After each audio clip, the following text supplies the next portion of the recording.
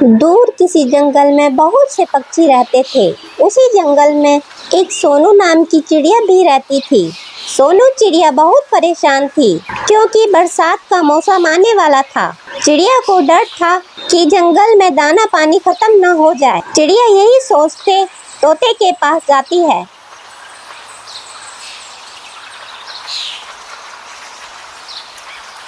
तोते भैया बरसात का मौसम आने वाला है, क्यों ना हम सभी पक्षी दाना लेने पास के जंगल में पीपल वाली पहाड़ी चले। मैं गई थी पास के जंगल में, वहाँ बहुत सारा दाना है। हाँ हाँ चिड़िया बहन, तुम ठीक बोल रही हो। बरसात आने वाली है, हम सबको बरसात आने से पहले ही अनाज इकट्ठा कर लेना चाहिए। मैं भी चलूँगा तुम्हारे साथ पास वाले जंगल में दाना लाने। हम कबूतर और कल्लू कौवे को भी बता देते हैं, चलो।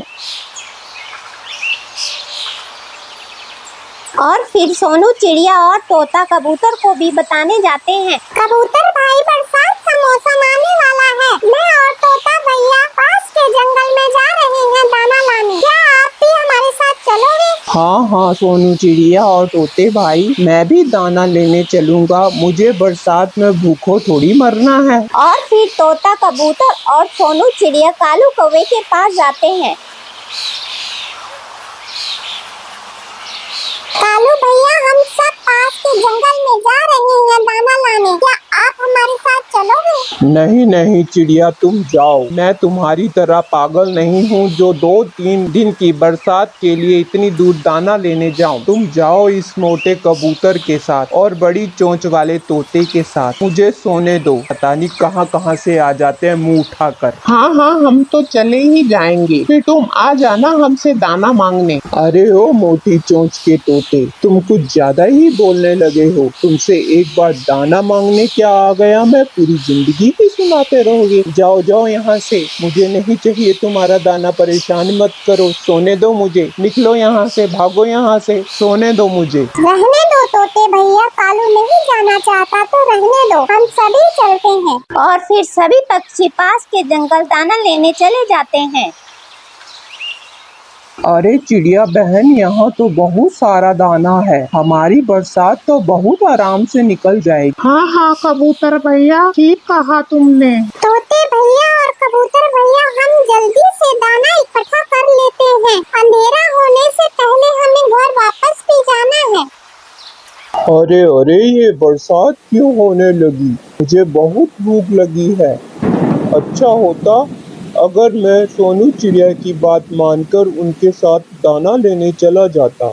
इस तरह भूखों पेट नहीं रहना पड़ता। कबूतर के पास जाकर देखता हूँ, शायद वो मुझे थोड़ा अनाज खाने को दे दे। कालू कौवा दाना मांगने कबूतर के पास जाता है और जोर जोर से दरवाजा खटखटाने लगता है और अंदर से आवाज आती है, मुझे पता है ये तुम हो कालू कौवे। मैं तुम्हें एक भी दाना नहीं दूंगा। तुम चले जाओ यहाँ से, जाकर अपने घोंसले में सो जाओ। और फिर कालू कौवा वहाँ से तोते के पास जाता है और दरवाजा खटखटाने लगता है। तोते भाई, मुझे थोड़ा सा दाना दे दो। मुझे बहुत ज्यादा भूख लगी है, नहीं तो मैं भूख के मारे मर जाऊंगा। नहीं कालू, मैं तुम्हें एक भी दाना नहीं दूंगा। हमने तुम्हें पहले ही कहा था कि हमारे साथ चलो, मगर तुमने मना कर दिया। तब तो तुम बहुत बोल रहे थे कि हम सब पागल हैं। अब क्यों आए हो?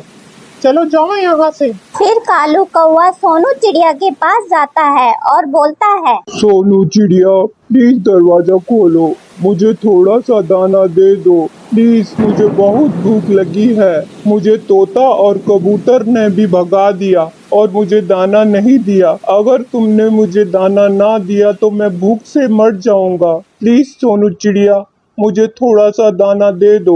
और फिर सोनू चिड़िया दरवाजा खोल देती है और कालू कौवा अंदर आ जाता है। ये लो कालू भैया, आप ये दाना ले जाएं और याद रहे कि आप आगे से ऐसा बिल्कुल ना करें। आप अगर हमारे साथ दाना लेने जाते तो आपको इस बरसात के मौसम में इधर उधर दाने के लिए भटकना नहीं पड़ता। हाँ सोनू बहन, तुम बहुत अच्छी हो। मुझे माफ कर दो। आगे से मैं ऐसा बिल्कुल नहीं करूँगा।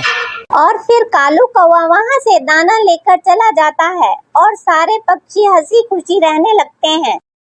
दीपावली का त्योहार आने ही वाला था। सभी अपने अपने घरों में साफ सफाई में लगे हुए थे। सोनू चिड़िया और दोनों बच्चे भी अपने घर की साफ सफाई में लगे हुए थे। सफाई के दौरान टीना को पुराने सामान में से एक अंगूठी मिलती है। मम्मा जी देखिए, मुझे पुराने सामान में ये अंगूठी मिली है। ये अंगूठी किसकी है? लाओ टीना बेटी, ये अंगूठी तुम्हारे पापा जी की है। तुम्हारे पापा जी को ये तुम्हारे दादाजी ने दी थी।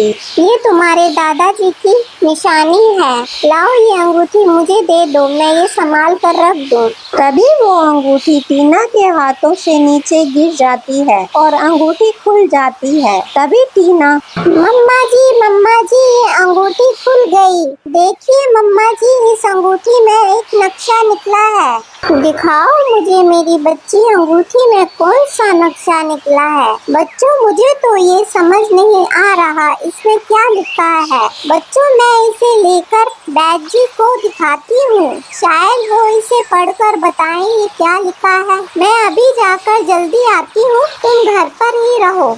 ठीक है मम्मा जी, आप बैद जी के पास जाइए, हम तब तक ये साफ सफाई का काम खत्म कर लेते हैं। सोनू चिड़िया नक्शा लेकर बैद जी के पास पहुंच जाती है। बैद जी नमस्ते। नमस्ते सोनू बेटी, आओ बैठो बेटी, सब ठीक तो है ना? जी बैद जी सब ठीक है। आज मैं दवाई लेने नहीं आई, मैं किसी और काम से आई हूँ। सोनू बेटी बताओ तुम किस काम से आई हो? मुझे बहुत खुशी होगी अगर मैं तुम्हारे किसी काम आ सकूंगा। बैद जी ये देखिए, यह एक अंगूठी से निकला है। ये एक नक्शा दिखाई देता है, मगर मुझे समझ नहीं आ रहा इसमें क्या लिखा है। ये मेरे पति की अंगूठी है जो मेरे ससुर ने मेरे पति को दी थी। ये खानदानी अंगूठी है, मेरे ससुर जी को उनके पिताजी ने दी थी। इस अंगूठी में ये नक्शा निकला है। बैद जी बताइए इस नक्शे में क्या है? दिखाओ सोनू बेटी मुझे। सोनू बेटी यह तो खजाने का नक्शा है। सोनू बेटी मैं तुम्हारे ससुर जी से भी सुन चुका हूँ कि तुम्हारे पूर्वजों का खजाना है। सोनू बेटी इस खजाने तक पहुंचना बहुत मुश्किल काम है। ये खजाना तुम्हारे पूर्वजों का है, इसे तुम्हारे सिवा कोई नहीं ले पाएगा। बैद जी आप बताइए मुझे क्या करना चाहिए? मुझे तो कुछ समझ नहीं आ रहा, मैं क्या करूं? सोनू बेटी ये खजाना तुम्हारा और तुम्हारे बच्चों का है, ये तुम्हें जरूर लेना चाहिए। ये तुम्हारे पूर्वजों का आशीर्वाद है, तुम्हें इस खजाने को जरूर लेना चाहिए। तुम्हारी और तुम्हारे बच्चों की जिंदगी सुख में बीतेगी अगर ये खजाना तुम्हें मिल जाता है तो। सोनू बेटी ये खजाना ढूंढने में मैं तुम्हारी मदद करूंगा। जी बैद जी, मैं अपने बच्चों के लिए ये खजाना जरूर ढूंढूंगी।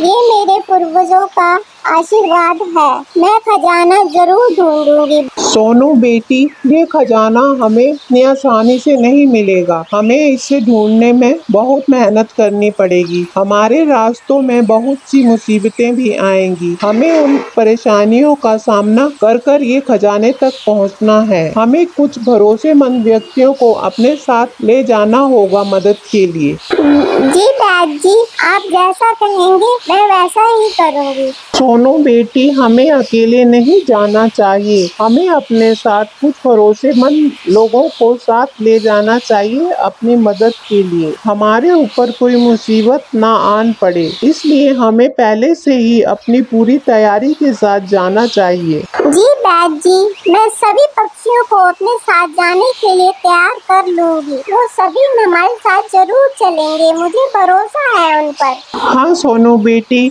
हम सुबह फिर जल्दी ही निकलेंगे। हाँ बेटी मैं कुछ जरूरत की चीजें और सामान अपने साथ बांध लेता हूँ ताकि हमें रास्ते में जरूरत पड़ने पे वो सामान हमारे पास हो। जी बैद जी मैं अब घर जाती हूँ और सुबह जल्दी जाना है तो कुछ जरूरत का सामान मैं भी अपने साथ तैयार कर लेती हूँ और सभी पक्षियों को भी अपने साथ सुबह तैयार कर लेती हूँ जाने के लिए। हाँ हाँ सोनू बेटा काफी देर हो गई है, बच्चियाँ घर पर अकेली होंगी, अब तुम जाओ। ठीक है बैद जी मैं चलती हूँ, सुबह मिलते हैं। सोनू चिड़िया घर की ओर चल देती है।